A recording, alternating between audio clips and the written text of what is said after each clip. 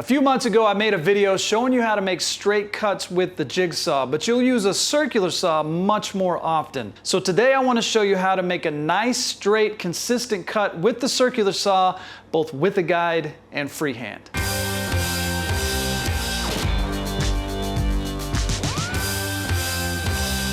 If you want to know the only 5 power tools you need to create amazing projects, a link is down below. I'm also closing in on 24 free plans available for you to download.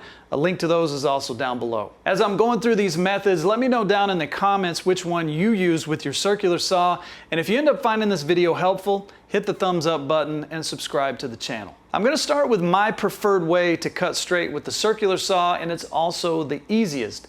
But if you find yourself without a guide, I also want to show you how to get the straightest cut possible by cutting freehand. And I've got a technique that I've never seen anybody else use, so stick around for that.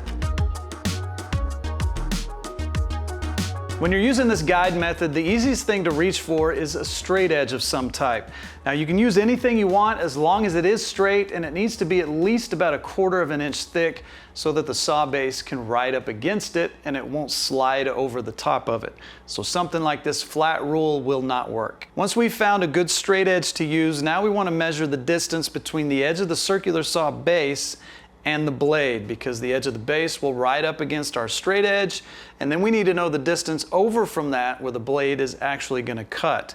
And we want to measure to the edge of a blade tooth, because that's the edge of the cut and not the plate of the blade.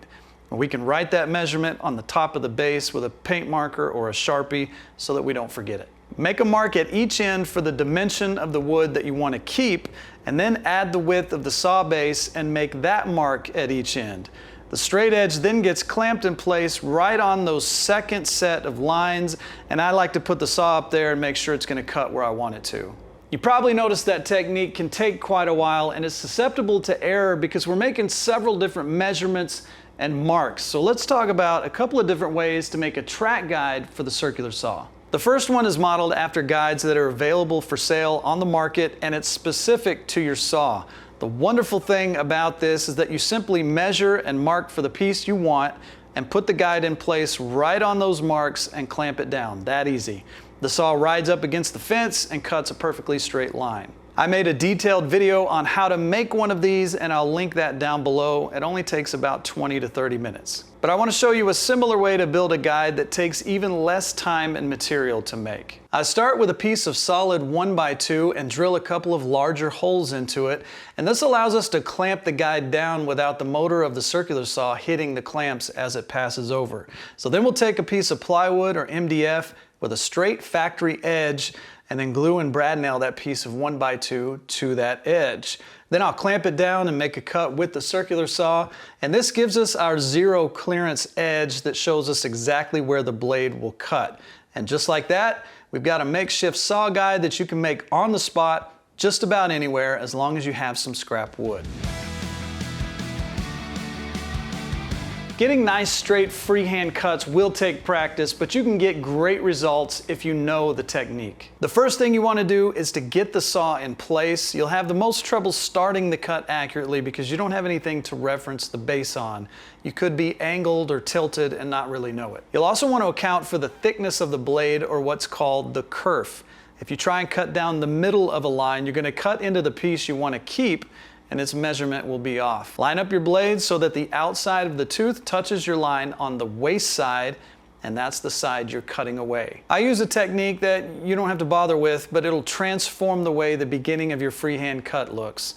Use a razor blade or a knife and cut into the piece in the exact location of your mark.